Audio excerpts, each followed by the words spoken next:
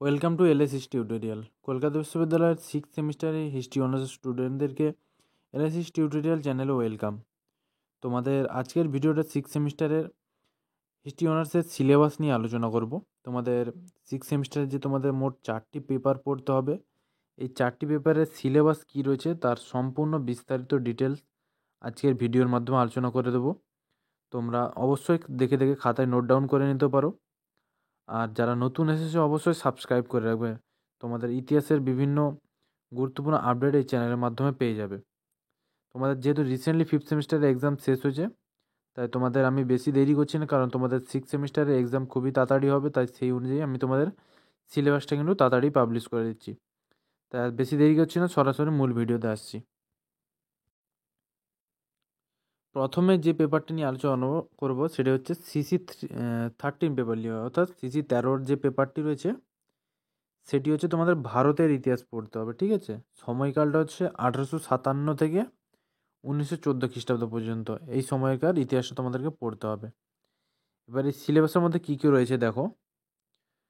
প্রথম ইউনিট যেটি রয়েছে সাংস্কৃতিক পরিবর্তন এবং সামাজিক ও ধর্মীয় সংস্কার আন্দোলন। ঠিক আছে, এই প্রথম ইউনিটের মধ্যে একের যেটি রয়েছে, যেটি পড়তে হবে তোমাদেরকে, একটি নতুন বুদ্ধিজীবীদের বিকাশ, প্রেস এবং জনসাধারণের মতামত।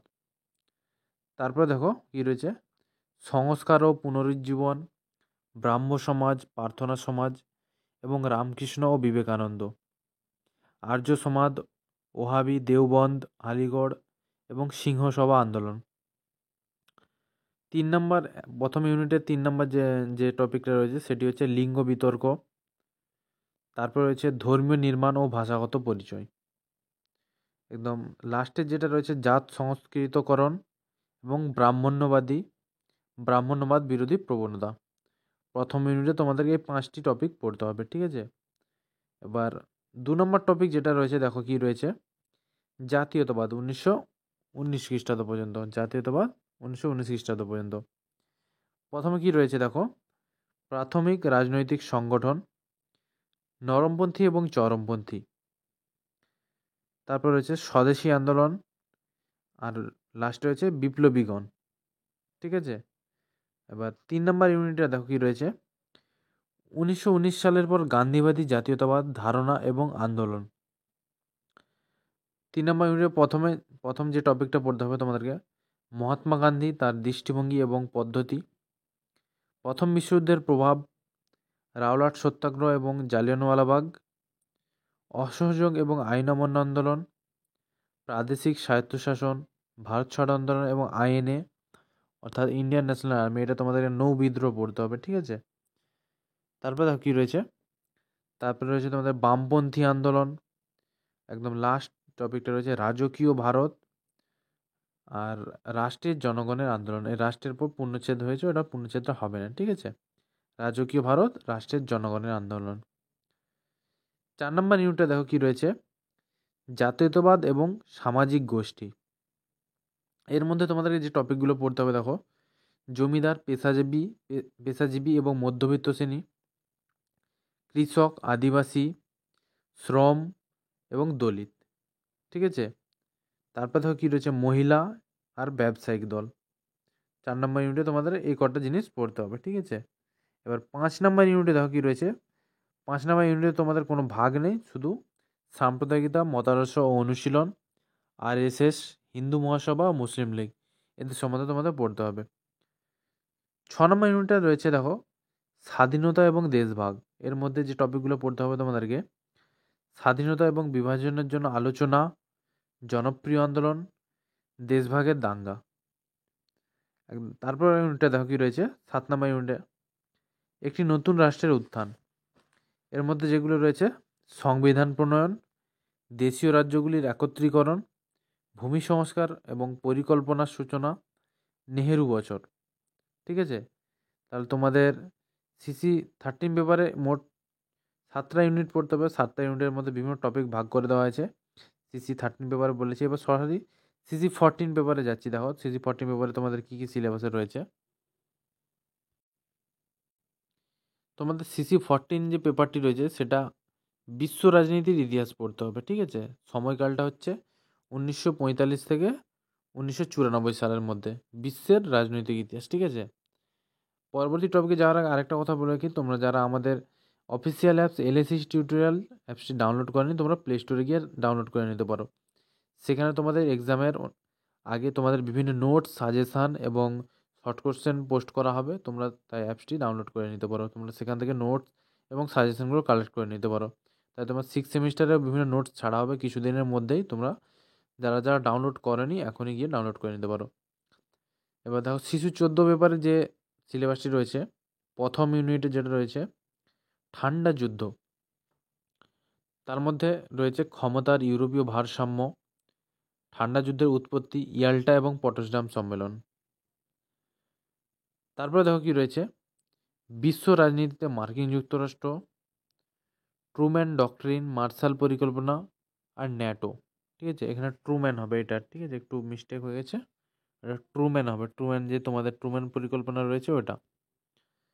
3 নম্বর রয়েছে, দেখো কি রয়েছে, বিশ্ব রাজনীতিতে ইউএসএসআর। ইউএসএসআর মানে হচ্ছে সোভিয়েত ইউনিয়ন। ঠিক আছে তোমাদের। তারপর যেটা পড়তে হবে মলোটভ পরিকল্পনা, কমেকন এবং কমিনফার্ম, পূর্ব ইউরোপের সোভিয়েতকরণ, বার্লিন অবরোধ আর ওয়ার চুক্তি।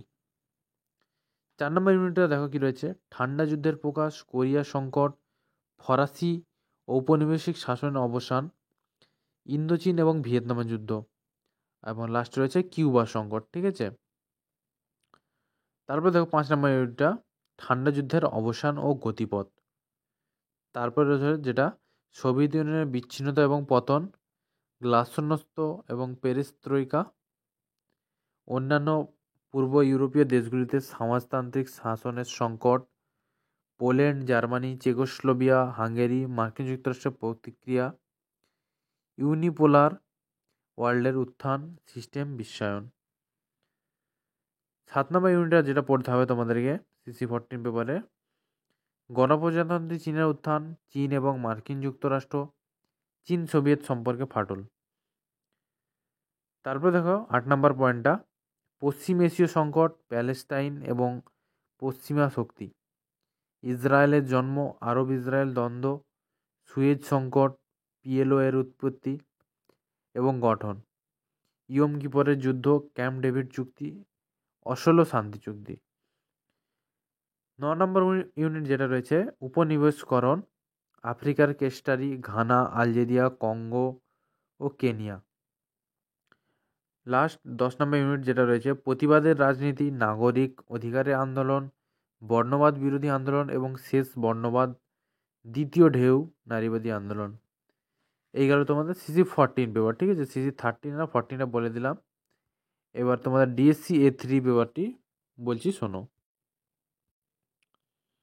তোমাদের কিন্তু ডিএসসি A3 পেপারটি পড়তে হবে বাংলার ইতিহাস। ঠিক আছে, তোমরা বাংলার ইতিহাস যেখানে ছেড়ে আসছিলে 5th সেমিস্টারে 1905 পর্যন্ত, এখানে 1905 সালের পর শুরু হচ্ছে, অর্থাৎ 1947 পর্যন্ত, ভারতের স্বাধীনতা পর্যন্ত।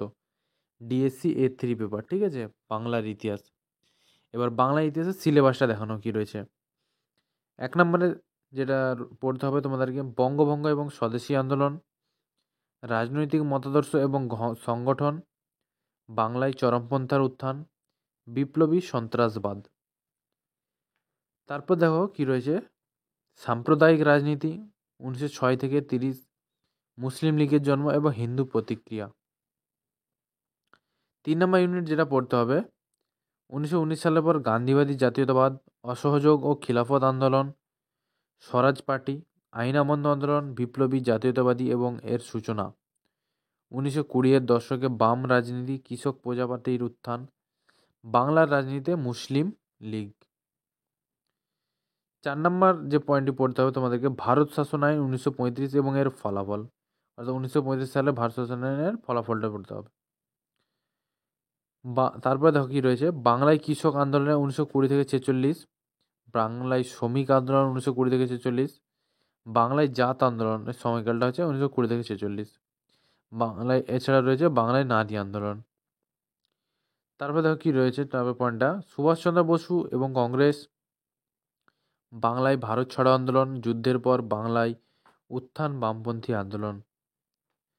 7 নম্বর ইউনিট যেটা পড়তে হবে স্বাধীনতা ও বিভাজন, সাম্প্রদায়িক দাঙ্গা, কলকাতা হত্যা এবং নোয়াখালী দাঙ্গা, হিন্দু হিন্দু মহাসভা, মুসলিম লীগ, স্বাধীনতা ও বিভাজন, পশ্চিমবঙ্গের জন্ম এবং পূর্ব পাকিস্তান। তোমাদের এর পরের যে পেপারটি রয়েছে সেটা হচ্ছে ডিএসসি বি3 পেপার, ঠিক আছে। পেপারের নাম হচ্ছে ডিএসসি বি3। পড়তে হবে তোমাদের আধুনিক পূর্ব এশিয়া, জাপান, অর্থাৎ তোমাদের জাপানের ইতিহাসটা পড়তে হবে। সময়টা হচ্ছে 1868 থেকে 1945। তোমরা ফিফথ সেমিস্টারে কিন্তু চীনের ইতিহাস পড়েছিলে, তাই এই সেমিস্টারে তোমাদেরকে জাপান পড়তে হবে। এবার তোমার জাপানের যে পেপারটি রয়েছে তার সিলেবাসটি দেখে নাও। 1 নম্বর ইউনিট রয়েছে সামন্ততন্ত্র থেকে পুঁজিবাদে উত্তরণ।